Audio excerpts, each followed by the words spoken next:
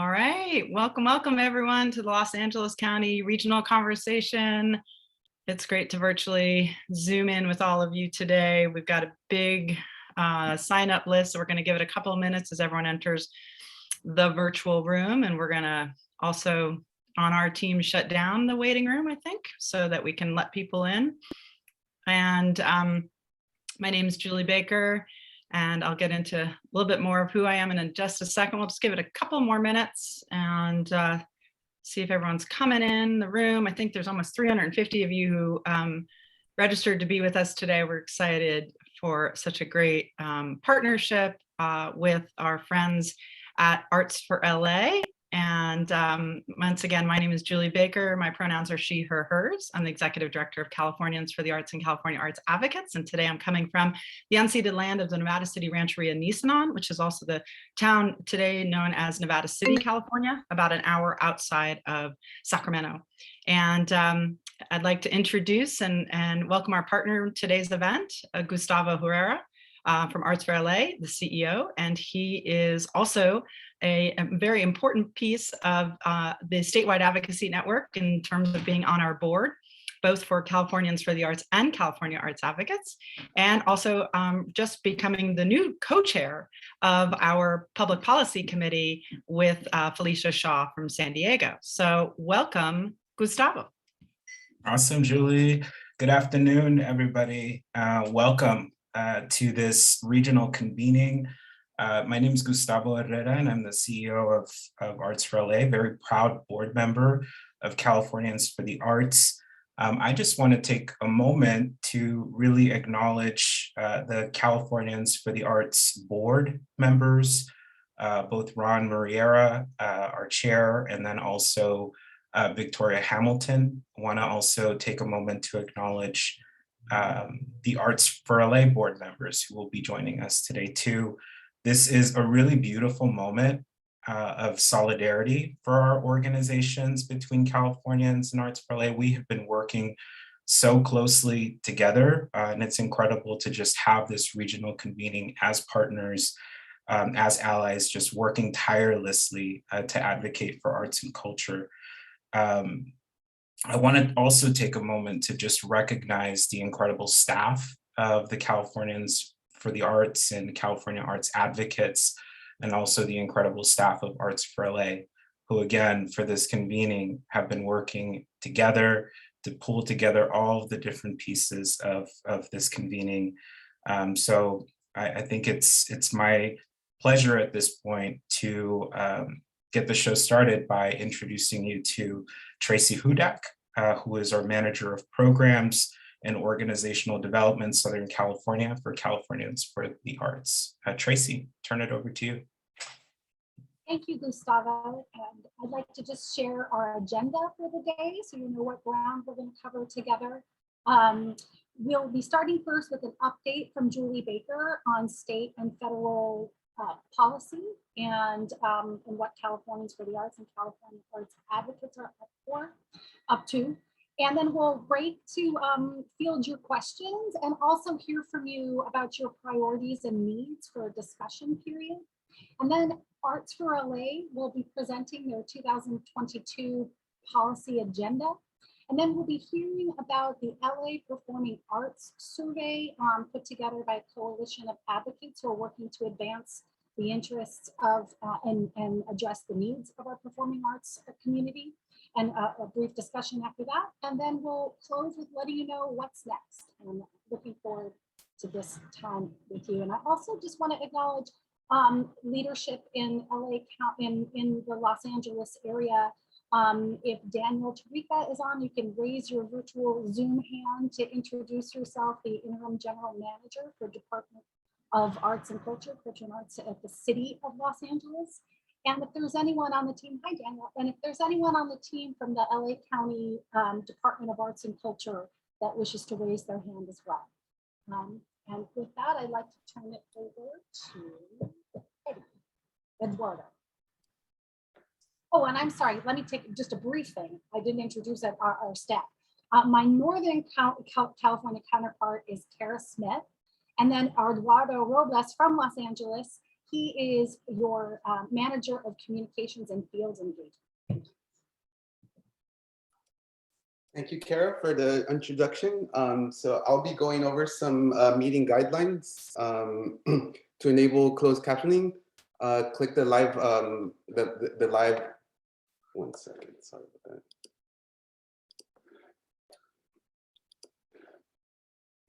The live transcript icon on the Zoom menu bar to raise your hand, use the raise hand function. If you want to ask a question or speak out loud. Please mute your audio when you are not speaking so we can ensure great recording quality. Be mindful of your own outputs. Stay on topic, no long speeches. Use the chat to share resources. We will collate all of the shared resources into a follow-up email. So do share it in the sharing feature. The meeting will be recorded for viewing later. So expect a nice little follow-up email with a package of resources.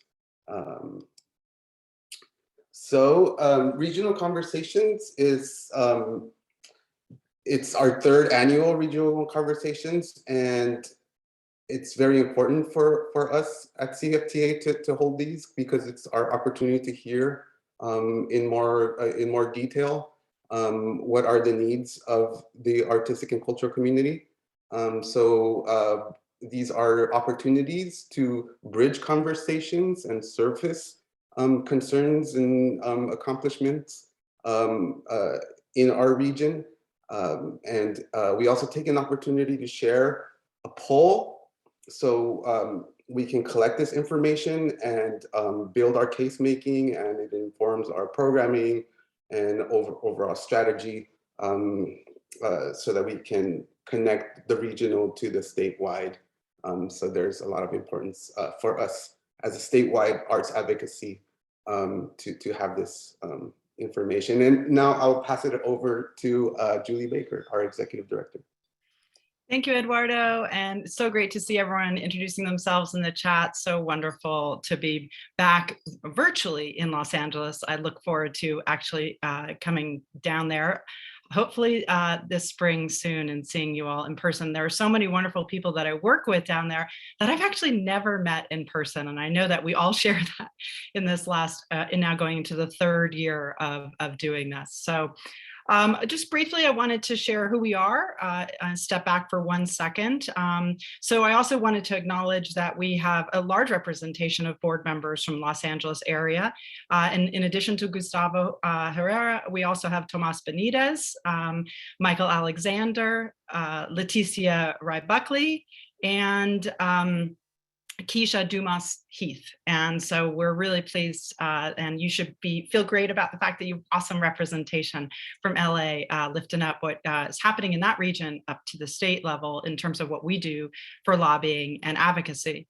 We do have two organizations, and that's because we have a C4, which is a direct lobbying organization, California Arts Advocates, where we employ a lobbyist in Sacramento, where we work to really influence policies and legislation, introduce legislation, hopefully get it passed as we did this last year, and make sure that there are resources for the arts, culture, and creative industries, and that we are prioritized in budgets, and that we're walking into rooms that maybe we've never been in before, where we're being heard and seen. So that's what we do at California Arts Advocates. We're deep in the process right now as the legislative session starts in January.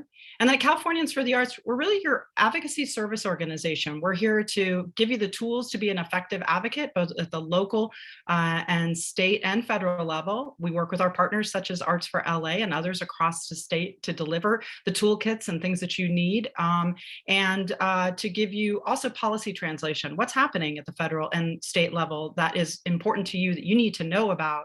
So we do a lot of webinars and professional development, as well as programs like these regional conversations and Arts, Culture, and Creativity Month every April here in the state of California. So next slide.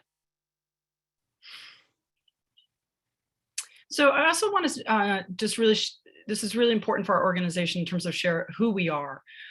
You know, I think we are on what I call a journey to be an anti-racist organization. And I say it's a journey in that it is not a statement that we can make. It is not a one-time consulting gig that we do that makes it us an anti-racist organization.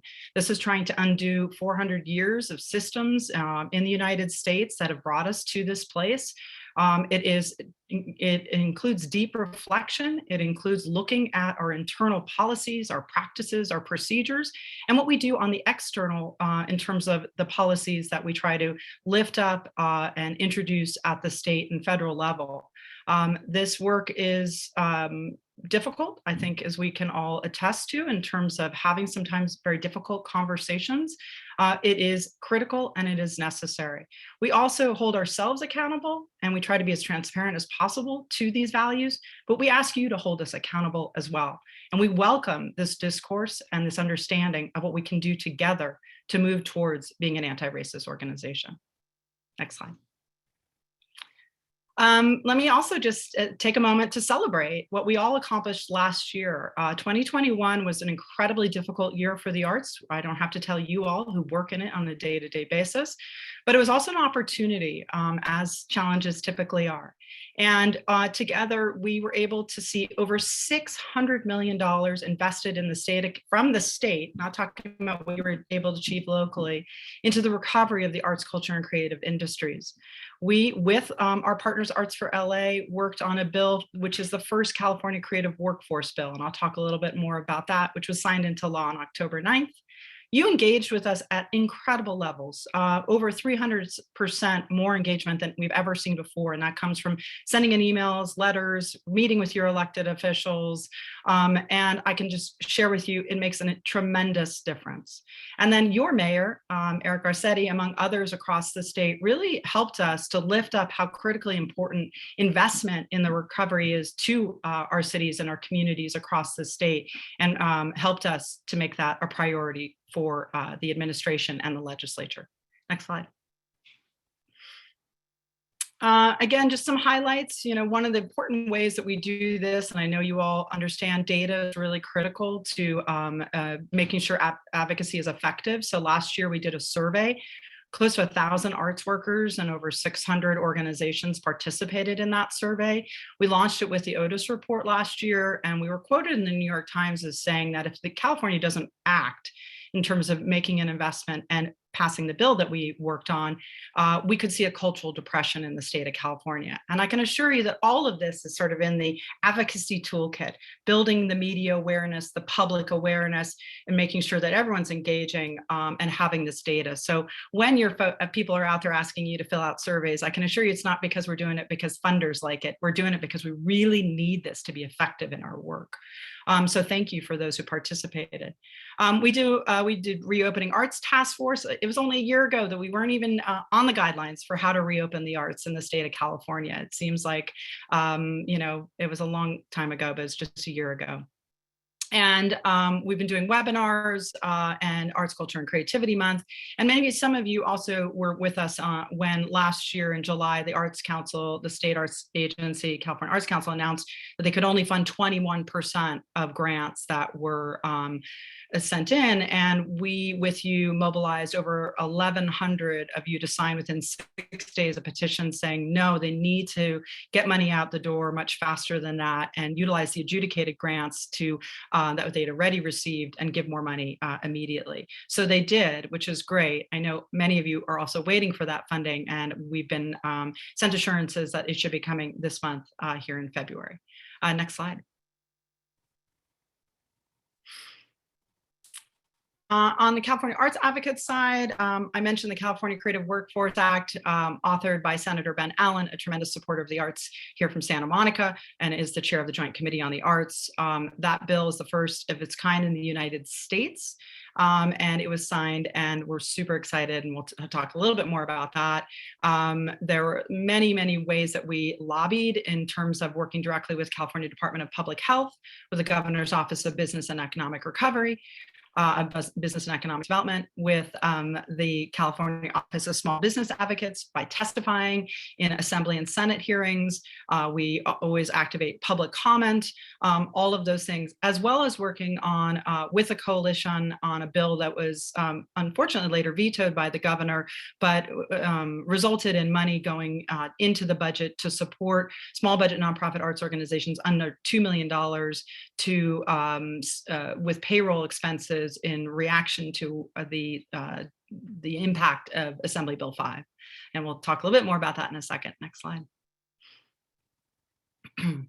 So where are we? Where's the money? That's what everyone wants to know, right? So we did all this great work last year, and I just wanted to give you a status update. And again, these are hyperlinked. So if you get this deck, you'll be able to link to some of this. The California Nonprofit Performing Arts Grant Program, which I just mentioned, that came out of the 805 coalition work, which with many amazing people from LA County working on that. It was is $49.5 million. That has gone out for an RFP, a request for proposal for a third party to administer that grant program. So it's not yet open, but it looks like it'll be early March. So definitely get on our e-list so you know when these opportunities are made available. And that's for under $2 million performing arts organizations, nonprofits, to support payroll expenses up to $75,000. The California Venues Grant Program has opened and already closed. Many of you, I'm sure, have applied or kind of waiting in limbo. We do have a dedicated staff person just for these types of relief grants on our team, and that's venuesgrant@californiansforthearts.org in case you are wondering what's going on with your application. In addition, we are currently working on lobbying right now to ensure that this year, this legislation might be cleaned up to expand the NAICS codes, which is the industry classification systems. They were limited to only 5 in the legislation, which we think people are self-selecting out, as well as it's making it difficult on the back end. So I think stay tuned. If you didn't apply for a variety of reasons, you might have an opportunity still this year to apply. Museum grant program for $50 million is open. It's opened until March 11th. So if you are a museum, please look to apply for that. Then there was over $100 million allocated to California Arts Council, $40 million for creative youth development, and $60 million for a new program, California Creative Core Pilot Program. So we'll go to the next slide and I'll give you a little bit of information on that as well. Creative youth development is really a movement here in the United States that many people are engaged in, particularly some of our own board members like Duluth Smith from San Diego, the Lewis Prize for Music. And it's really, deep arts learning centered in long-term multi-generational relationship. I can't say that word. I keep trying. Multi-generational relationships with artist mentors, with an emphasis on not only arts, but social justice and really creating systems change. The Arts Council has adopted that phrase to also expand it or to include all of their arts and youth programs and arts education programs. So there are currently about 6 programs that are going to be funded with this $40 million over the next 3 years. And one of them is already opened. It opened on January 19th, and then the rest should be opening in the spring. So again, if you're not receiving information on that and you're doing these types of programs, whether that's in school or outside of school, make sure you're subscribing to the California Arts Council's list and opportunity to apply for these grants, because we all fought for this together. Next year. Next slide. Next year. Creative Core Pilot Program is also something many of us have worked on to introduce to the legislature and to the administration. The administration introduced it, which was fantastic. Newsom has been a great supporter of the arts in his 4 years as governor. Every year he introduces proactively funding for the arts, which we're really grateful for. This program is $60 million, again, needs to be spent over the next 3 years. We've included in this slide deck an example of a city-based core program. In this case, it's the San Francisco one. So you can see how it's been operationalized already. We expect that program will be introduced by the California Arts Council this spring.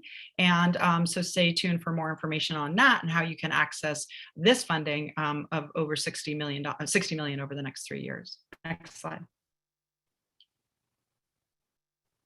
So, advocacy also being effective is understanding the process, right? So our job at California Arts Advocates and Californians for the Arts is to really dig deep into the process of the state budget in particular.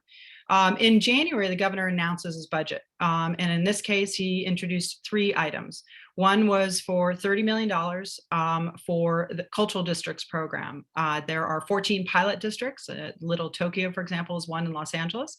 And it is to both fund those existing 14 pilots, which never received funding from the general fund, as well as to expand the program. And in particular, with an assessment that was done in 2019 by the Arts Council, which really talks about equity and the targets that they missed in the first 14 pilots. So we are keeping a close eye both on that and I'm excited to see that happening. There's also about $173,000 for Youth Poet Laureate and the Poet Laureate program and literary programs from the California Arts Council. And then a new program that the governor introduced called the State Parks Partnership, just $50 million in one-time funds for art installations. And then there's almost $1 billion from arts education in one-time Prop 98 general fund support to expand learning opportunities K through 6 after school and summer. Now, what I want to say is that we're early in the process. In other words, what means is that was introduced. Now it goes to all these budget subcommittees. They're talking about it. They're analyzing it. They're deciding whether the legislature thinks that this is the right direction. Then the legislature gets to introduce what they want to also see in the budget. Then the governor comes back in May. He says, this is my May revise based on sort of these kind of, listening and what they think is maybe new. And then by June, it has to be presented by the legislature and signed or approved. Otherwise, they don't get paid. And then the governor has 10 days to either veto or sign that. So you can see we're in the beginning process of it. As things develop further, we will ask you to engage and ask you to send in letters to your own legislator and say, we're in support of this, these types of funding. So next slide. And so here are priorities right now. One of the things also we've learned is that you have to remain fluid in these processes. So right now I can tell you this is what we're focused on. One is to get funding for this historic bill that we got passed, the California Creative Workforce Act. We are hoping that a legislator, likely Senator Allen, will introduce a budget ask of $50 million. On our estimation, that would get about 1,000 new creative jobs to the state of California, and with an emphasis, and this is what's written into the bill language, on living wage, as well as diversifying the creative workforce and to people who face barriers to employment. It's a really exciting thing, and we're hopeful that you will join us in advocating for this funding so we can actually operationalize the historic Creative Workforce Act, not just have it be, as we say, words on paper. Although words are really critical also because they set precedent, and that's part of what we also work on in terms of proclamations, resolutions, and also legislation. The other thing that we're working with the coalition on 805 is to see what is the next steps there. So stay tuned on that. And that again is how do we address the impact of AB5 on small budget nonprofit arts organizations that have been needed to switch many of their independent contractors to employees. And we know that that has a deep financial impact. And so we're trying to figure out what are some solutions to being able to be in compliance and support the workforce, but not put our small budget nonprofit arts organizations under or see a whole lot of monologues. The other thing that we're really interested in too, so I may have mentioned that the California Arts Council's budget is baseline is $26 million. That's 66% per capita in the state of California. That puts us about 28th in funding and ongoing funding for the in the United States. Obviously, we believe California should and could do better. California is 25% of the United States creative economy. We also understand from what we hear from you, and this is really important why we ask you to do the survey in a little bit, is that these one-time funding opportunities are great, but what many arts organizations, particularly after the impact of both AB5 and COVID, need is ongoing general operating support. So we're not asking that the Arts Council introduce new programs, we're asking that they continue to fund existing programs and expand the pool. And so we're asking for $1 per capita for the arts over the next 3 years, which would be an increase of 14 million or a total of $42 million. Again, the governor did not introduce this, so we're asking the legislature to introduce this. So far in our meetings with the legislature, the response has been, this doesn't seem like a heavy lift, nor does this seem unreasonable. So stay tuned for that, because we're going to need your help to make sure that they see this as a priority, that you also agree that it is. And so the other pieces that I've mentioned are things that we will continue to do. And then finally, I wanted to just touch on a ballot measure that I'm sure many of you have heard about, as Austin Buettner from Los Angeles introduced it. It is a ballot measure that would bring an estimated $800 million from the general fund into arts and music programming in schools, every school district. It would be an allocation that, if the ballot measure passes, that would be every year would have to be taken out of the general budget. Our own board is voting on February 17th whether or not we will be actively supporting that measure. So you'll see us stay tuned on that. But I know Arts for LA will be probably mentioning it as well, and Create California, of course, is also who are partners in arts education, will also be working on this. So exciting, amazing funding potentials for arts education in the state of California, between the $1 billion the governor's introduced and potentially this ballot measure. So lots to be excited for going forward. Next slide. This is a little bit more information on the California Creative Workforce Act, and this is something that will be in your deck that you can certainly read a little bit more about. And right now, also, we're working on how do we operationalize this, because we're going to need to get into a little bit more detail in order to get that $50 million in funding.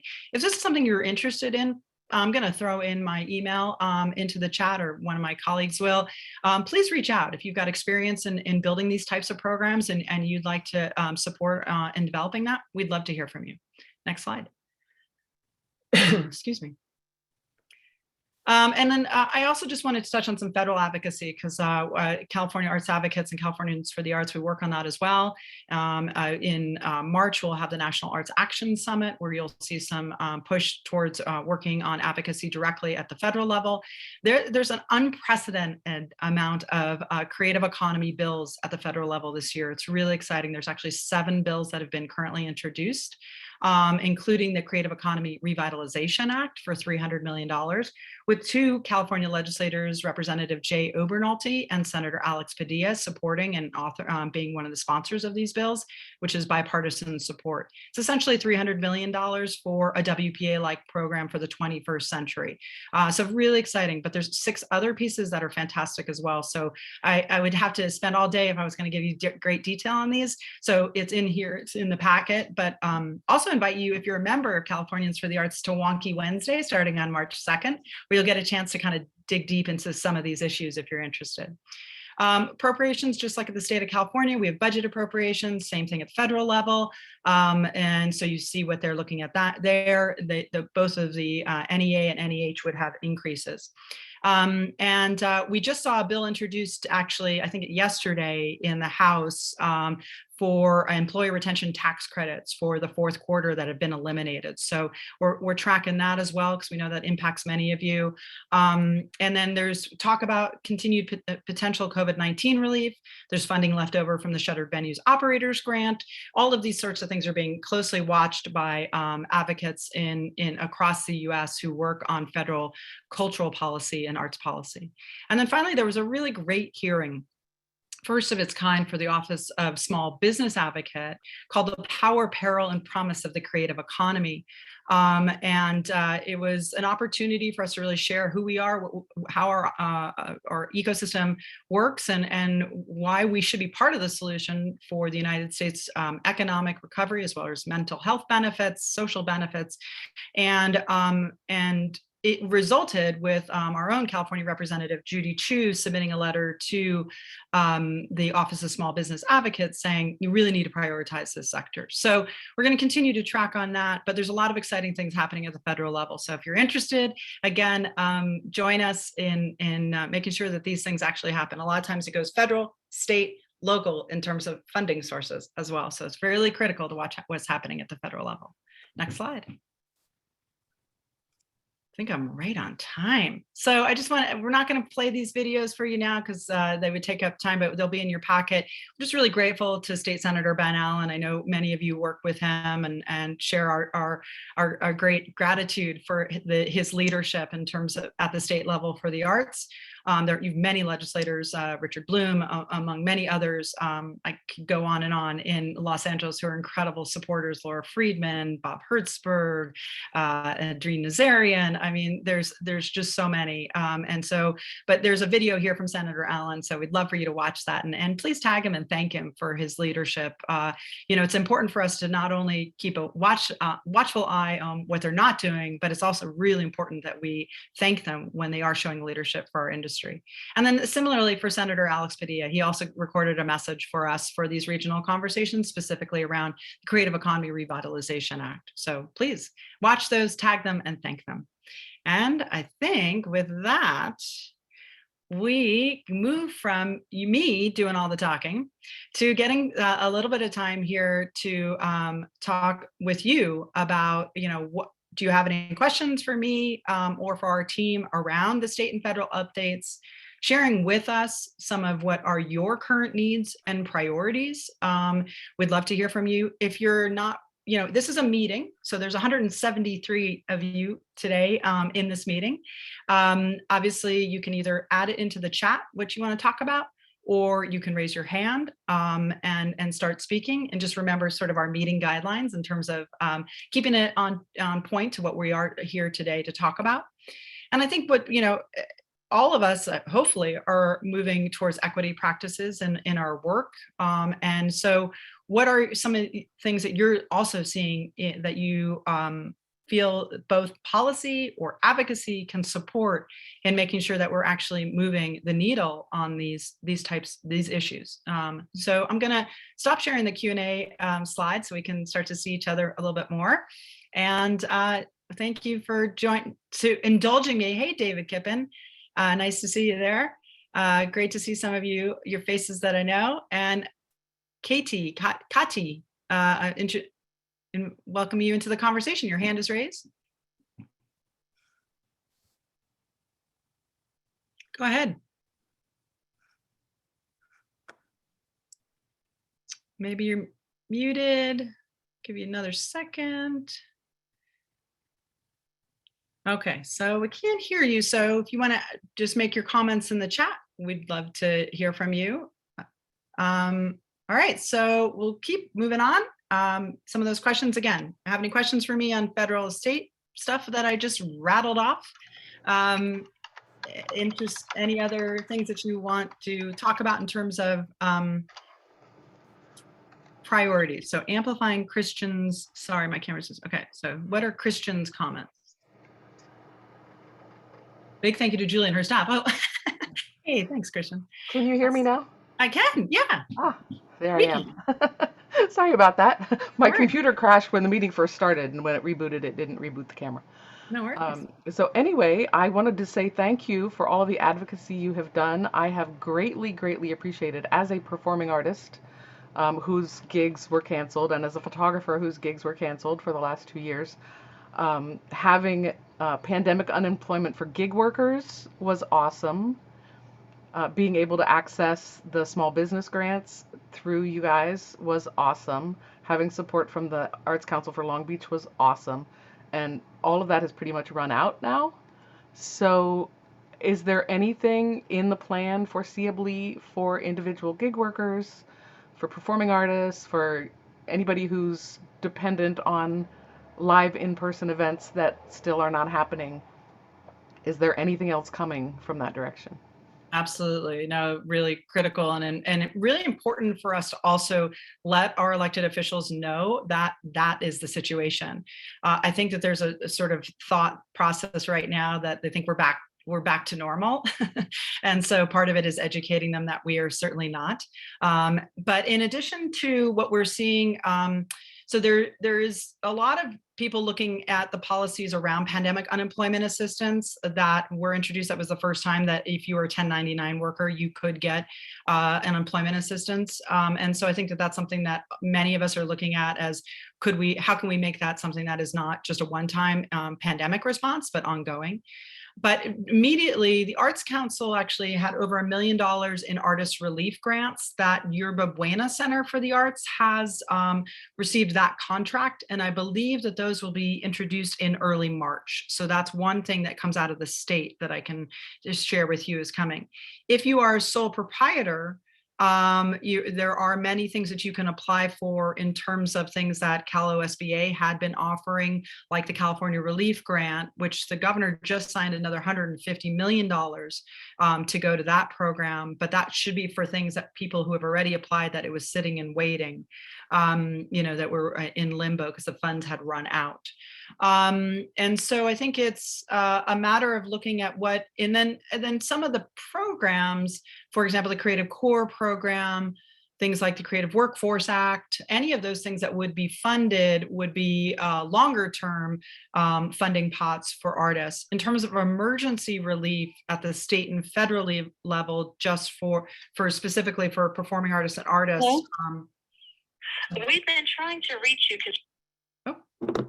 Hi. This happens when you have 170 people in a meeting. There isn't anything specific right now that I can tell you. There's probably more in, hopefully in the world of philanthropy. Not hopefully that there isn't a public funding, but in philanthropy. There's also a lot of movement across the state for guaranteed income pilots for artists. I know that those have been introduced in places like San Francisco and some other areas across California. So I think that that's something we should also all be looking at as a way to support artists. So sorry, it's not, I can't tell you I've got $5 million sitting right here to give out to performing artists, but it's important for us to hear that. Other questions? Okay. Gonna have to go through this. Thank you. Help with AB5 compliance. Yep. Thank you for that note. Can you give an example of what other states have giving so we can have context? Oh yeah, Joshua. So for example, Minnesota is over $6 per capita. They're at the top of the heap. Massachusetts, New York are over $2. I can actually, we're working on the graphs for that so that you would be able to see exactly where we sit. But National Assembly of State Arts Agencies actually has a sort of interactive graph that you can plug in 26 million and sort of see where you are. So it's pretty cool. Okay, what are plans for ongoing advocacy around the fact that we're not back post-pandemic and that venues are beginning to close at a faster rate? Yeah, that's something that we're hoping that last year we did an informational hearing in the Assembly that was, really amazing. And many people from LA were actually spoke, including Martha. And we're hopeful that we'll get another informational hearing. And those are just ways that we can educate our elected officials that, again, we're not back. They want to move beyond relief. They'd like to believe we're in recovery. Part of what we're talking about is that, with Omicron, for example, we're certainly not back to where we were. McKinsey and Company, for example, estimates that it'll take till 2025, and this is before Omicron, for our sector to get back to quote unquote, pre-pandemic levels for our impact for the gross domestic product and things. So, I think it's a matter of continuing to educate lawmakers to continue to ask for these sort of relief. We're doing that on a daily basis, Martha, in the meetings that we're doing with the legislature and with the administration. And so we continue to look for funding opportunities at the state level to make sure that they recognize that we are certainly by no means past this. So I would encourage you to do that, of course, in your local levels as well.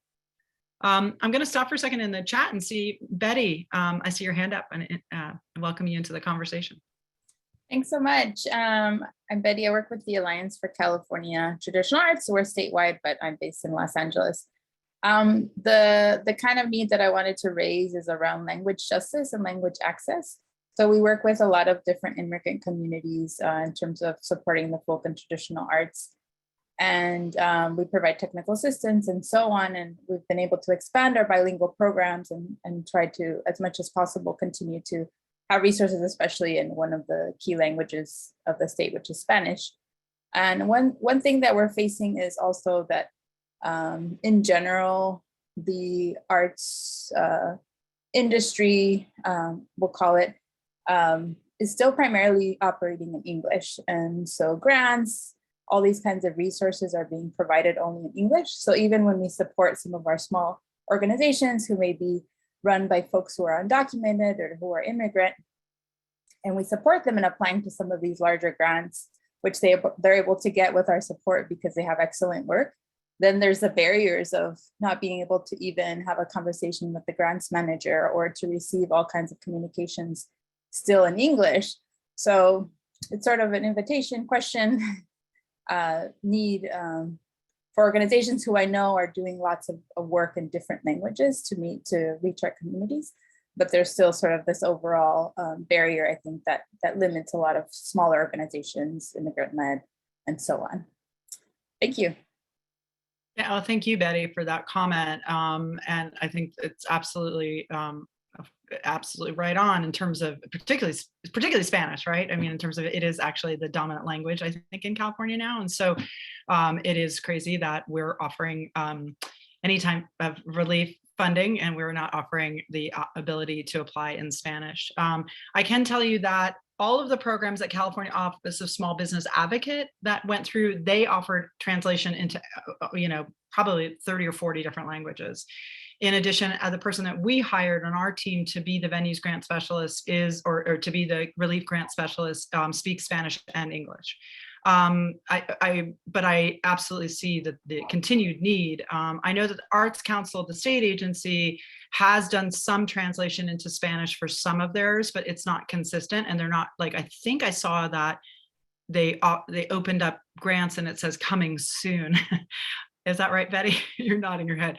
So, and in terms of advocacy, I think that one of the things that I just want to also say is that these are the types of things that we need to collectively tell them that this is, one would hope it was obvious, let's just say, right? But we need to share that this is a priority, right? And so, we sent out an e-news, I think it was today or yesterday, every day blurs. And in fact, like, for example, the next California Arts Council meeting is in early March. They always have public comment. And I know ACTA has engaged in that way as well. But I encourage 170 of you here today that show up and make those comments and tell them, because it's similar for a state agency as it is your legislators, your elected officials. They do note when they hear something consistently, right? Because they are at the will of the people is the concept. And so I just would say, let's make sure that we are collectively raising that. And Betty, thank you for addressing that here and making sure that's something that we, as the advocacy organization, or one of them, will also highlight and prioritize. Thank you. Amy. Hi, Julie, nice to see you. And thanks so much for this convening today from Arts for LA as well.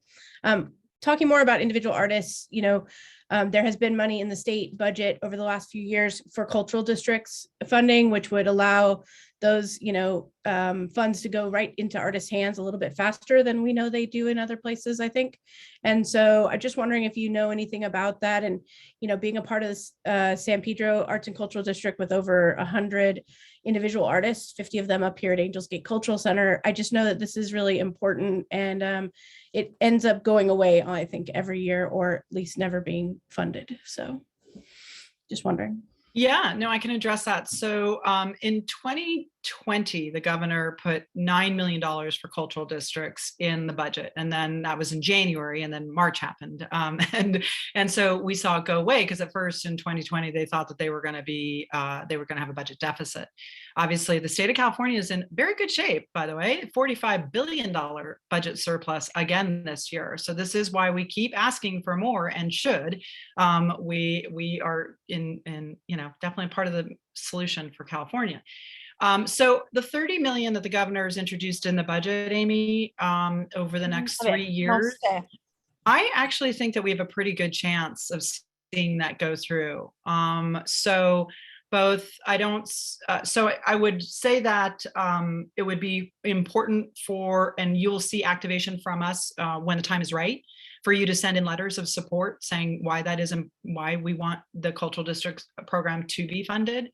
I know that the council itself put in the budget proposal for the 30 million to the governor, right? So it's the Arts Council themselves want it. Mhm. The governor agreed. Now you have to convince the legislature, but the legislature signed and passed the California Cultural Districts program in 2016. It has never been funded. So we think we're pretty confident, but you never know what can happen. And so the way that we can all work together to ensure that you see that funding going into cultural districts is when we send out those calls to action to send letters in, or if you get a chance and you know your legislator, make sure that they recognize that that is important to you. So. Great, thank you. Of course. Oopsie. If the money's there Oop. and it's been approved, why doesn't it go through? I had a hard time understanding that, and I wasn't sure who. Oh, Rita, I'm sorry. My name is Rita Williams. I'm Rita, your Can you hear me? your sound is really muddled. Can you put your comment in the chat, and we'll be sure to address it. I apologize. Trace, okay, so I think we just we're going to switch to, and Rita, go ahead and put it in the chat. We'll be sure. There's so many great comments in the chat. Keep them going. Rita, go ahead and put it in the chat. We'll be sure. There's so many great comments in the chat. Keep them going. Oh, we get to hear me on. I get to stare at myself and hear me in echo. Yay. So I just want to assure you too that we will be reading all of these. We will summarize them. It helps us to understand what needs to happen, and we will address those. So please recognize that putting in the chat is going to be addressed. But I also want to switch gears for 1 second. We do have a survey. It's not very long.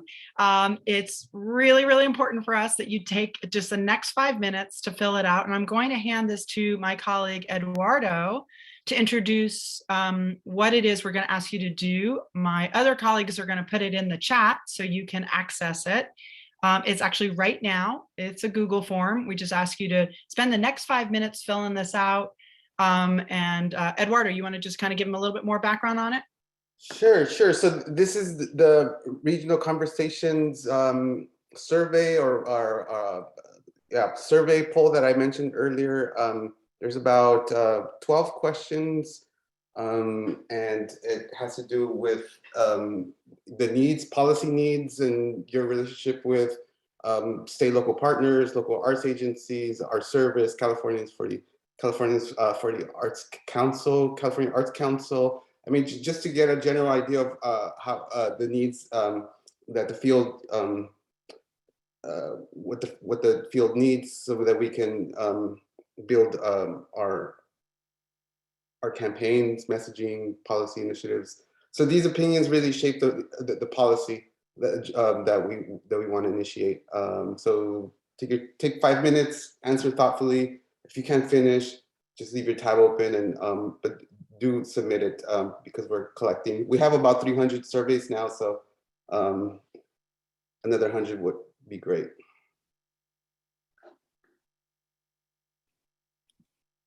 Great. So the link is in the chat. Thank you, Eduardo. If you will just take the next 5 minutes to fill that out, we would really appreciate your input. And somebody can start humming Jeopardy behind us. It'll be perfect.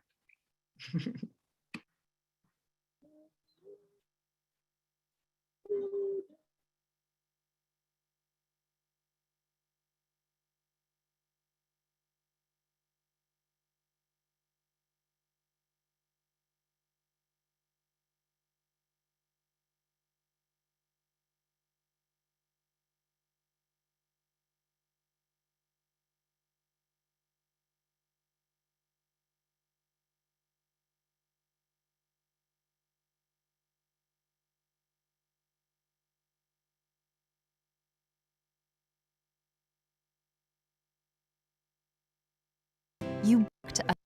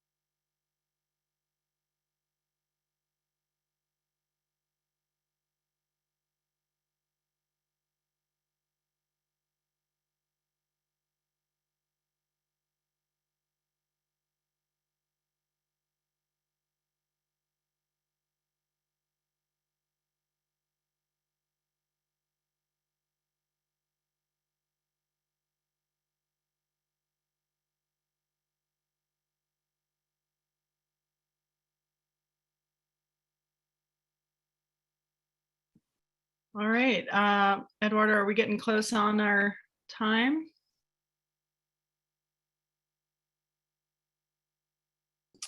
Yeah, I think we're at time. Okay, great. So if you want to end the slideshow then, we will move to the next part of the presentation. And again, other questions coming up, thoughts, continue to put them into the chat. We will address them either here or afterwards, or other things that you want to share that, work you're doing. David, you might be, maybe Kippen, you want to share about the bill, Federal Writers Project, please put that in there. There's so many wonderful, amazing people here today. So I want to also now hand it over to our partners in crime, Gustavo. Hello, everybody. Julie, thank you for all of those incredible federal and state updates. And again, thank you to the CAFTA CAA team for all the work and just this great update. So, listening to our community just in the same way that the survey was just shared is really, really important to Arts for LA. It's a value that both Californians for the Arts and Arts for LA share. And as you all know, Los Angeles for the past 5 months or so, Arts for LA has been leading an entire community listening effort that for us culminates in the publishing of our 2022 policy and advocacy agenda. And so today is the first day actually that we're previewing this 2022 policy and advocacy agenda with you all. LA, we are very, very excited to share this with you and to guide us through that presentation is our Director of Public Policy and Advocacy, Robin Gilliam, and joining her will be our Director of Organizing, Cordelia Estelle. So I'll turn it over to you, Robin.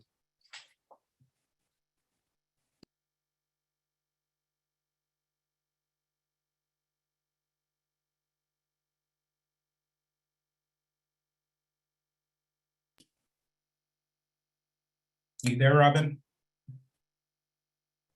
Sorry, I forgot to unmute myself. Okay, can everybody see the presentation? Okay, perfect. Well, welcome everyone. Like Gustavo said, my name is Robin Gilliam. I'm the Director of Public Policy and Advocacy here at Arts for LA. We are so excited to share with you a sneak peek, a preview at our forthcoming 2022 policy and advocacy agenda. So I'm just going to dive on in. To get us started, the title for this year's policy agenda is Solidarity for a Just and Sustainable Creative Sector. We spent a lot of time in our process understanding the needs of the region and the goals for AFLA's work over the next 12 months. And we're really building off of the values and principles that we believe guide the most impactful and beneficial outcomes for the collective creative sector.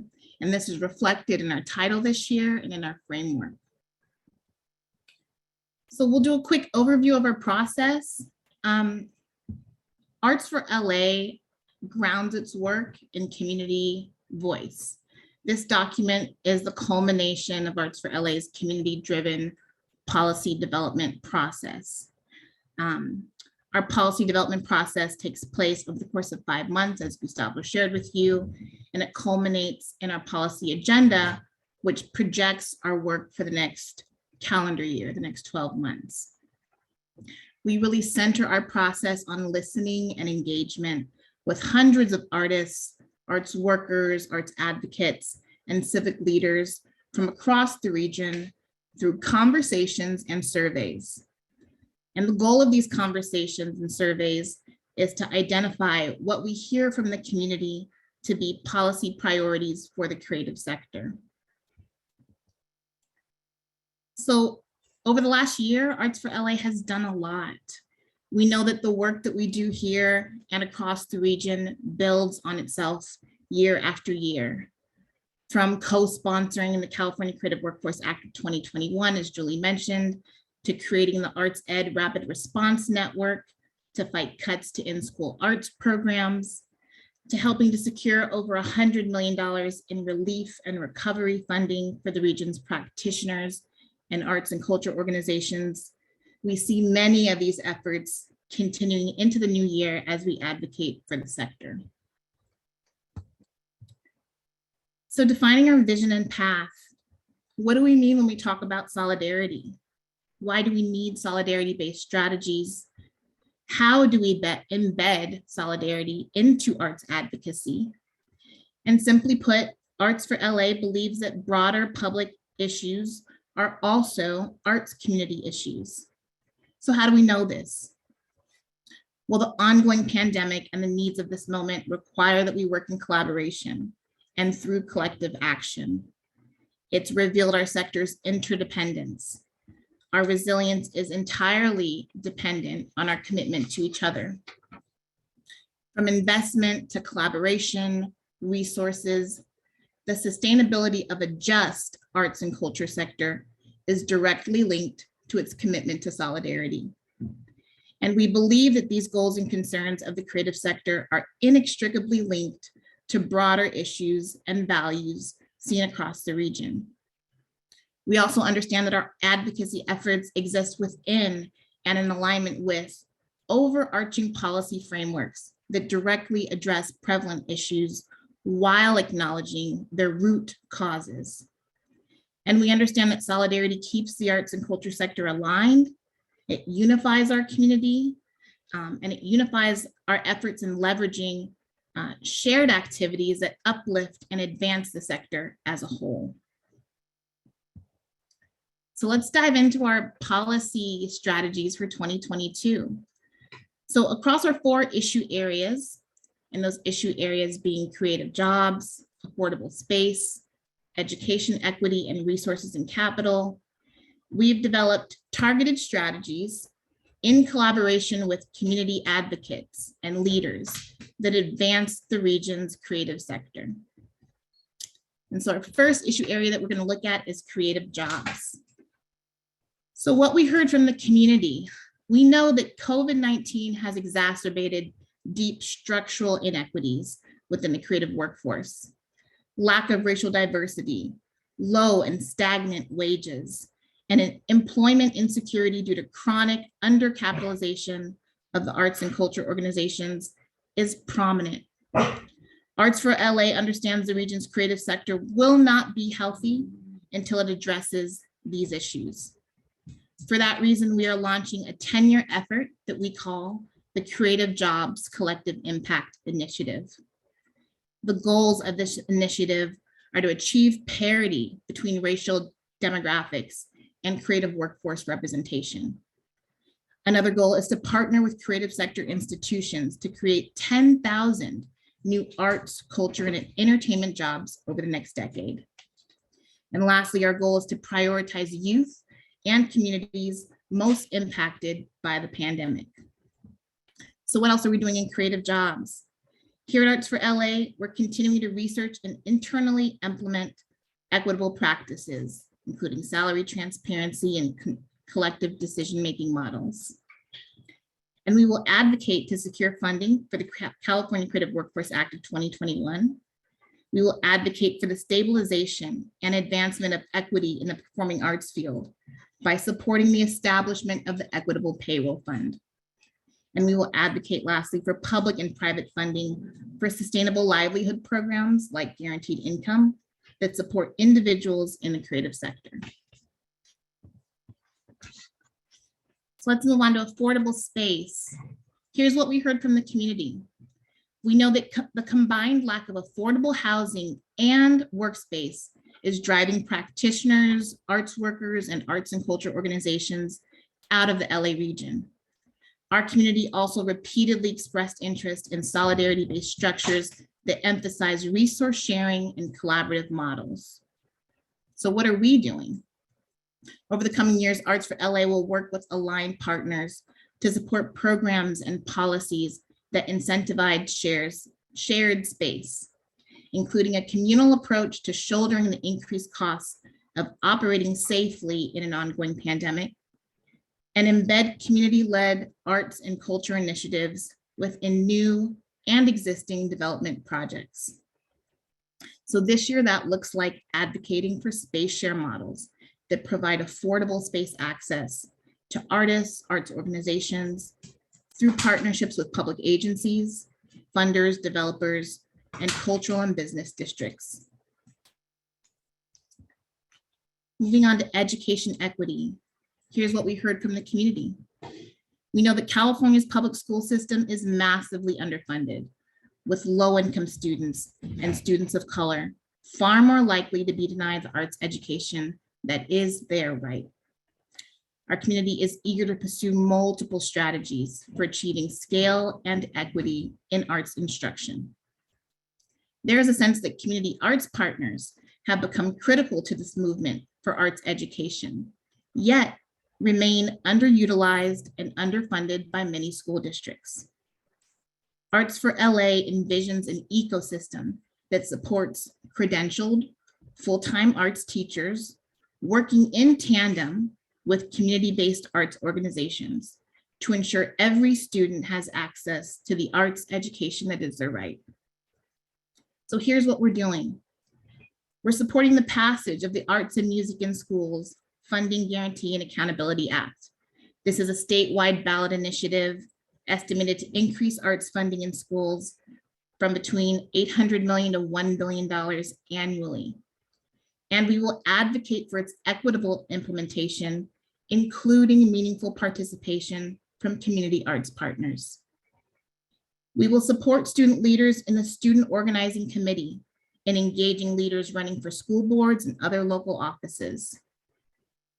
And we will advocate for increase in federal funding via the Arts Education for All Act legislation. And moving on to our fourth issue area, resources and capital. Here's what we heard from the community. We know that our community is calling for a creative ecosystem that centers the needs of its most important resource, its people. A just and sustainable creative sector requires equitable practices, more public funding, increased community control over cultural resources, and addressing the chronic undercapitalization of BIPOC artists and BIPOC-led organizations and cultural institutions. So with that in mind, here's what we're doing. Arts for LA will work to increase public funding for arts and culture agencies throughout the region. We will assist with building widespread support for the performing arts field by contributing to a regional movement that encourages LA residents to return safely to performances and advocates for public and private funding to support arts organizations facing increased reopening costs and loss of revenue due to shutdowns. And lastly, Arts for LA will advocate for equitable funding practices, prioritizing low income, BIPOC, undocumented, and underrepresented creative communities, organizations, and workers.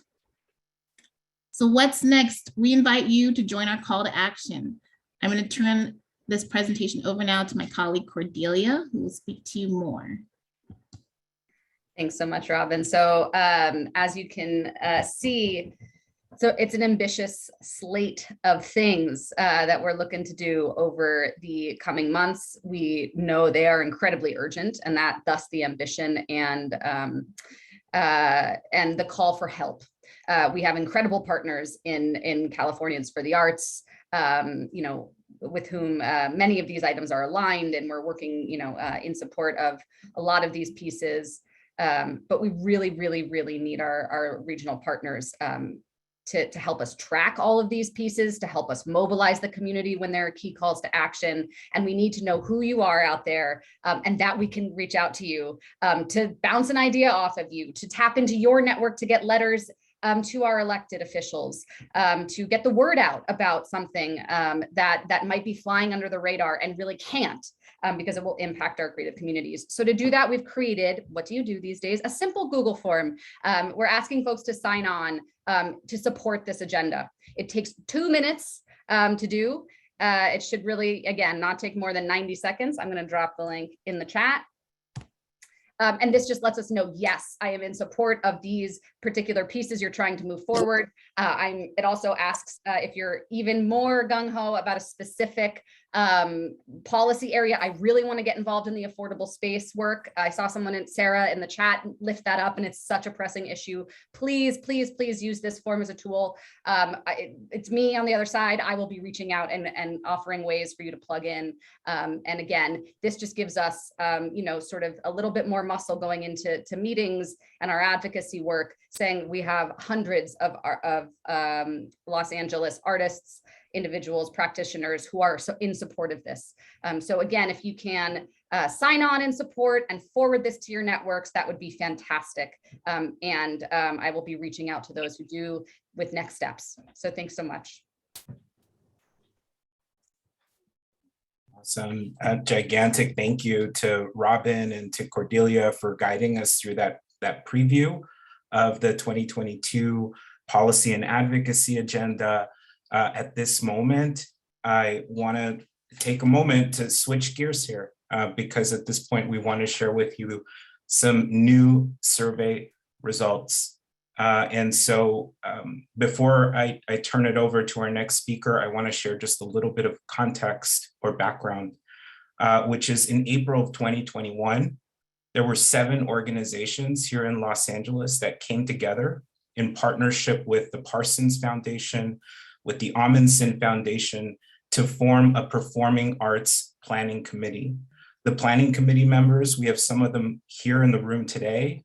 Thor Steingraber of the Soraya, Leticia Buckley of the Music Center, also board member of Californians for the Arts, Danny Feldman, Pasadena Playhouse, Tamika Washington, Lula Washington, it's Nahal of East West Players, Michael over at Cornerstone Theater. The reason that this planning committee came together was really to better understand the challenges that the LA performing arts organizations were facing here in the region as these leaders were considering their post-pandemic plans. And so the first step that this committee took in solidarity was to design and to distribute the LA Performing Arts Reopening Survey. This was a survey that we conducted and led in April of last year. The survey received over 184 responses, and the findings were presented at a virtual convening that happened in May of last year. And so now 11 months after that first convening of the Performing Arts Planning Committee, this committee has now completed a second survey that was designed as a follow-up survey to the original. And this survey is really helping us better understand the LA performing arts field, the challenges, the needs as they are today. And so to guide us through the survey results is Thor Steingraber of the Soraya, who has been just an incredible, relentless leader in this regard. And I'll turn it over to you, Thor. Thanks, Gustavo. Appreciate it. And thanks to the other folks who are here from that organizing committee. I think Leticia and Danny, and also our leader from Star Insights, the third-party consulting firm that actually administered the survey, Connor Guzman. So thanks to all of those folks.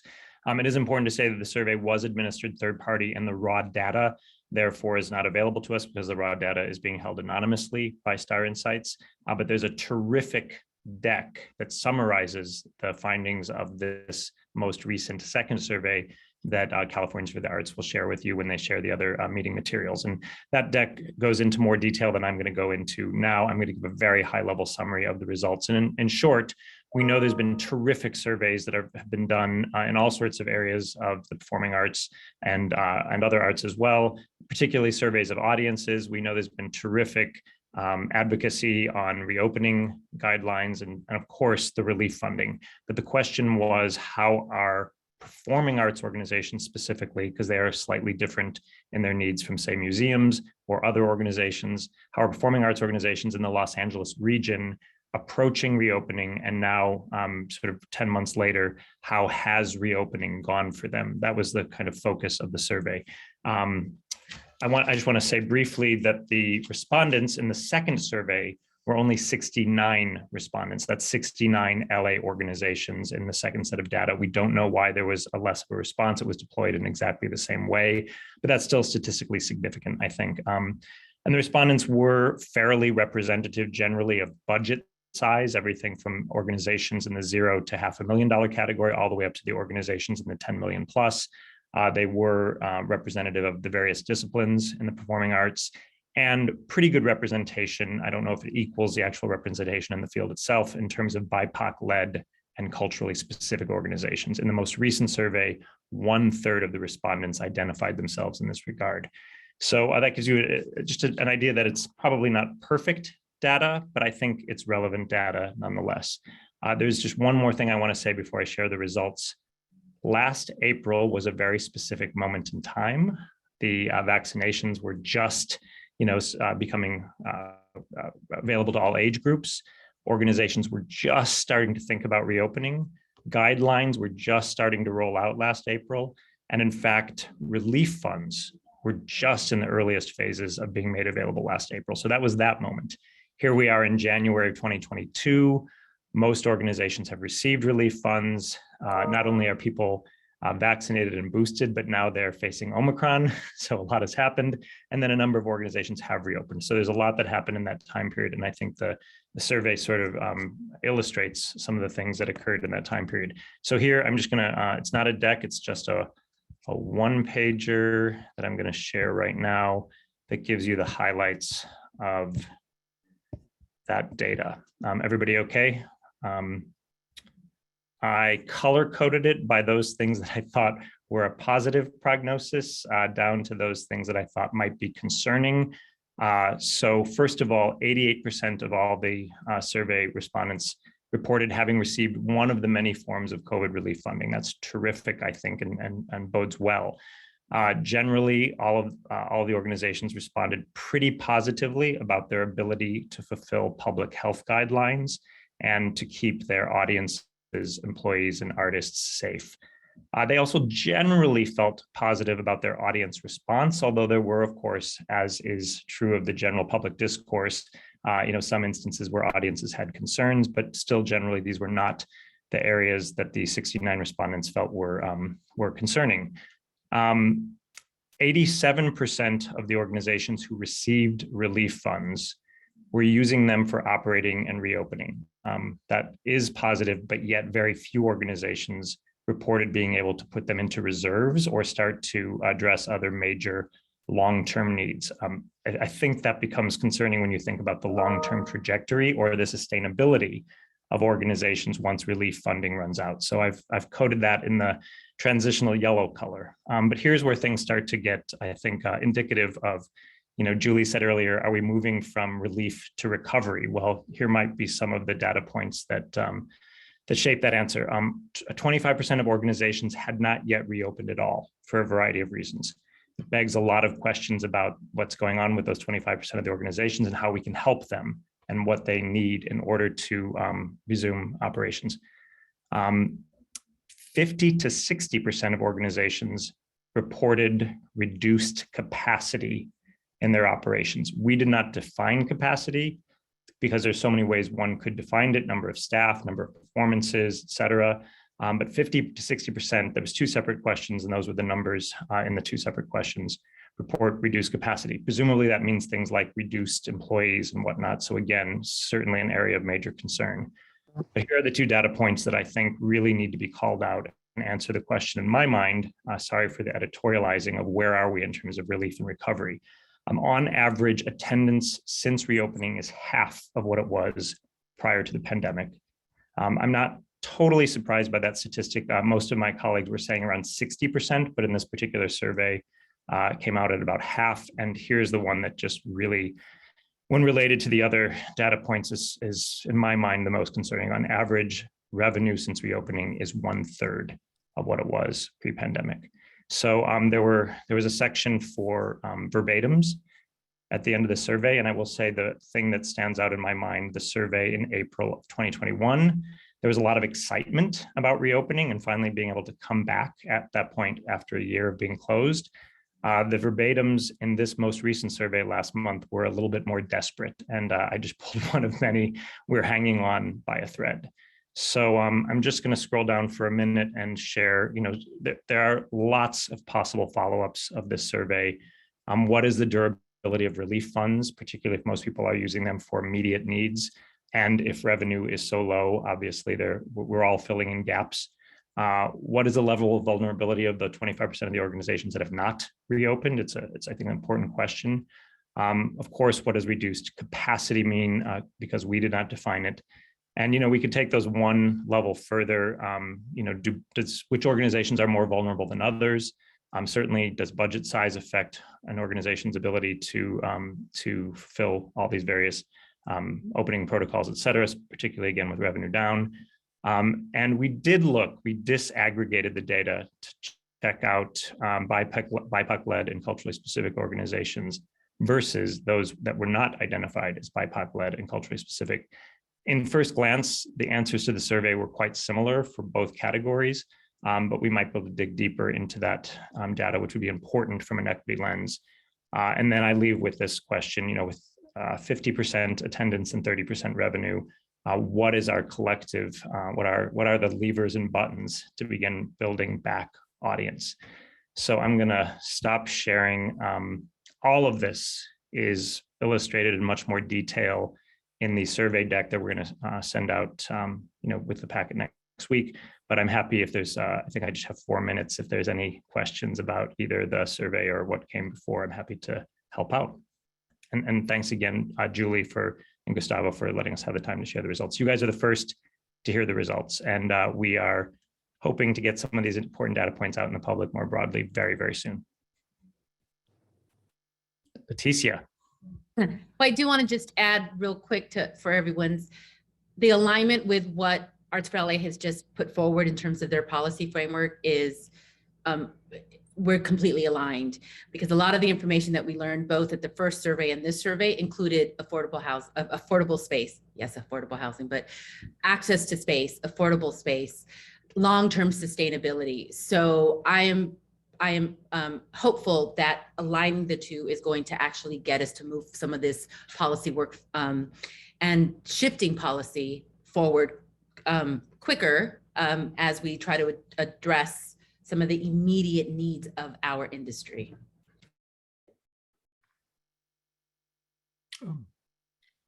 I'm wondering, what is the impact of AB 5 and SB 805 on theaters reopening because of the added cost for production?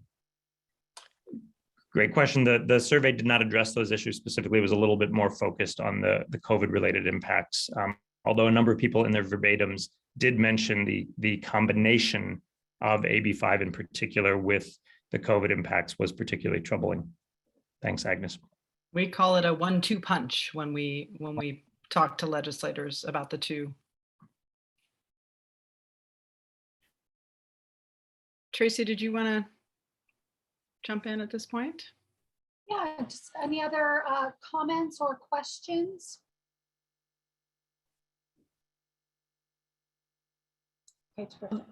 I'll just share that this type of data is so important to us being able to, literally we're in the middle of lobbying right now for some changing the language for the California Live Venues Grant Program and other things, cultural institutions funding, specifically $20 million that they wanted to claw back. And data is what, I can give anecdotal comments like we're hanging on by a thread, but data is so critical because it has to be aggregate. It has to be, something like this. So Thor, I look forward to getting that deck. I'm going to share it immediately with some people in the building up in Sacramento. Dr. Loretta has her hand up. Yes, I need to know if any of the relief funding to any of the performing arts entities, can it be used in any way to change the structure of their performing, like the theaters or wherever, sorry, and to change things like ventilation systems and so forth?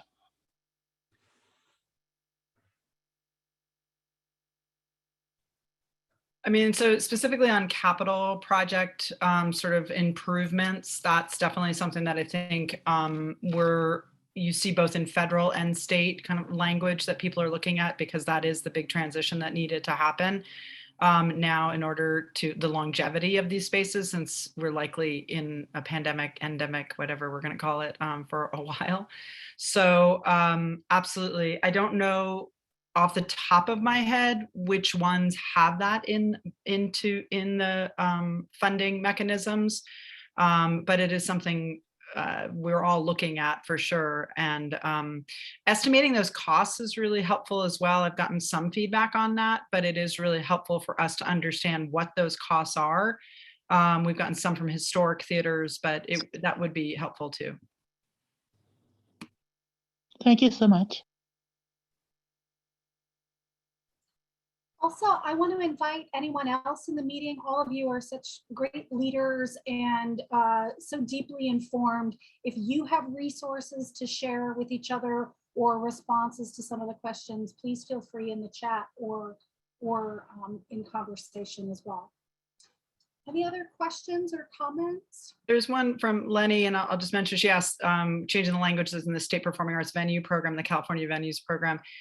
If any of you have applied for all of these different types of relief funding from the state, particularly from the Office of Small Business Advocate, they ask you for your NAICS code, your industry classification system code, which for many nonprofits in particular, we don't even utilize. And so it's really limited who maybe even self-selected, as well as on the back end, Lenny, the third party Lendistry.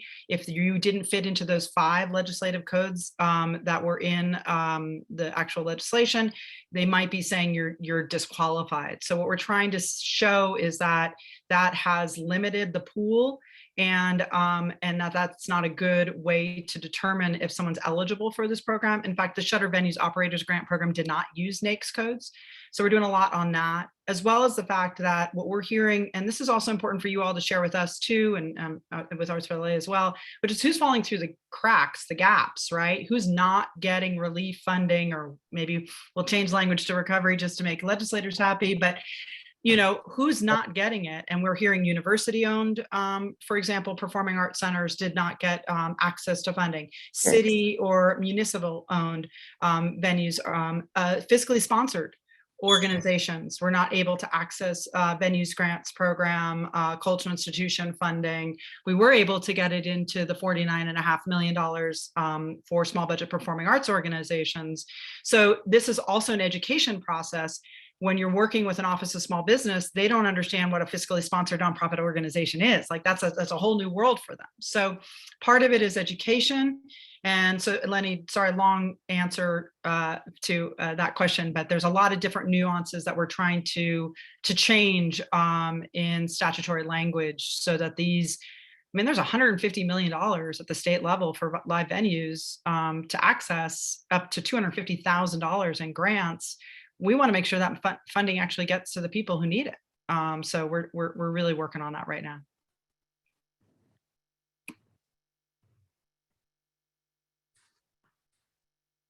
You see another comment in the chat there, Julie, in terms of folks falling through gaps. Yeah, Gabriel, Lauren, I think what we're also recognizing is the definition of what is an arts and cultural organization is very much steeped in Western canon, right? And there are many arts organizations that work for foster youth, utilizing the arts, but identify as maybe a civic organization or a social justice organization. And sometimes our agencies don't recognize that that's an arts organization in a sense. So I think there's a lot, again, education on how our sector works, that we're really different from restaurants, which is a lot of who they tend to understand more quickly. So but beholden to all of us to do that level of education, which is part of why I'll put in the plug to support your advocacy organizations, because what Gustavo, Cordelia, Robin, myself, my team, and our boards do on a daily is to try to make sure that they really understand the variety of how it works in our ecosystem. Julie, can I jump in here? Yeah, please. So I just want to thank Thor one more time for sharing that survey and the results and the incredible work of the LA Performing Arts Committee, including all of the leadership. Like Leticia mentioned, a lot of what is on Arts for LA's 2022 policy and advocacy agenda connects to what we're hearing in the surveys so we will be responding and working very closely and collaboratively with you, Julie. That's part of why I'm so excited that we're having this convening because this work, it's not one organization that's driving this work, it's the collective of the organizations represented here, the advocates that are in this room. It's the partnership between all of us that really helps us create the change, get the resources that we need for the field. And so I want to just turn it over to Cordelia, who I think might have just one more call to action for us before we do the final portion of the program. Yeah, thanks, Gustavo. I just really what we're looking to do at Arts for LA is create and hold space for these conversations to continue, understanding that there is no one size fits all solution to any problem that is being navigated by the arts and culture field. So leaning into a peer-to-peer model, thinking about resource sharing, really building solidarity networks. We're calling these year 3 calls, and they're really looking at folks who are involved, affiliated with an organization of any kind. That doesn't have to necessarily be a C3, right? But creating space for folks to connect and think through anything from I was having trouble with the wording of this grant that's coming through too. Has anyone heard, has anyone found any resources for fiscally sponsored orgs rather than, sort of C3s to, I'm having trouble navigating the mask mandate in XYZ municipality, right? So just again, creating and holding space for these conversations to continue. I really believe we are each other's best resources, even as we need increased resources from municipality, from the state level, from the federal level. We have so much, there is so much wealth and knowledge in this room, and we just want to create space for that to be shared. So please join us at these year 3 calls. It's also a place for us to give you updates, to get organized, to mobilize when we do need to make some noise. So please register, and we will hopefully see you on the 1st. And that is my call to action. Awesome. And if we can, since we want to be respectful of people's time, and I see some hands up, and I apologize, but I don't think we're going to necessarily get to everyone. So if you want to just add your comments into the chat, we will capture those and others can see it as well. But in our call to action is we do a statewide activation in the month of April. This is now the 4th year. And it is Arts, Culture, and Creativity Month. Am I right? 4 years, or is it 3rd year?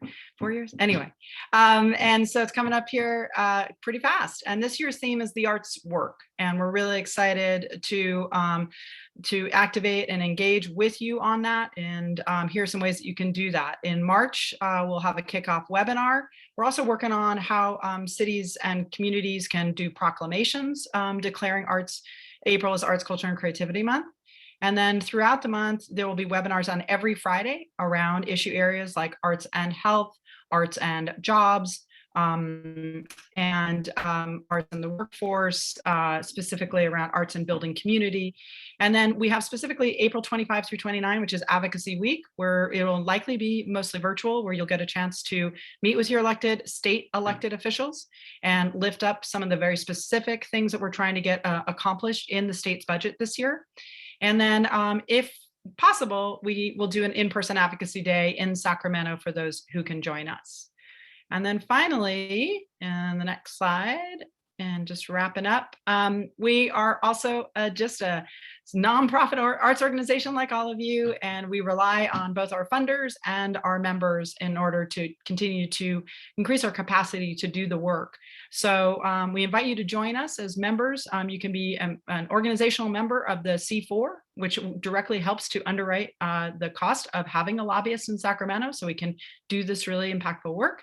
Or individuals can join our C3, Californians for the Arts, but very simple URL to join, and you can learn more about both of those. And we're really grateful to our annual funders who help make it possible for us to do this fantastic, important work with all of you. And I can't say more strongly how important it is that we all engage in this. I think Gustavo referenced it, Cordelia is referencing it. We are only as strong as all of us showing up together, because that is how we make change happen. So thank you for everyone who is here today. for making this happen. And Gustavo, I'll give you a chance to close us out. If you want to go ahead and close the slideshow. Thank you, Julie. So again, so excited that we're all here together. There's a ton of power to this community. And the more that we collaborate, the more that we engage, the more change we can create. I want to just point us all to one event that's coming up on February 28th that the LA County Department of Arts and Culture is hosting on reopening guidelines. If you all are interested in that topic and would find it valuable to connect directly with some of the Department of Public Health team members, the LA County Department of Arts and Culture is hosting an event on February 28th. Drop the link in the chat. Tracy just dropped it in there too. So please register for that event and onward. And if you didn't get a chance to finish our survey and it's open on your tab, please do. That is our way to engage community and learn what is happening for you. So please do that. Take just a couple more minutes before your end of day. And thank you so much for showing up. We appreciate all of you. Stay safe.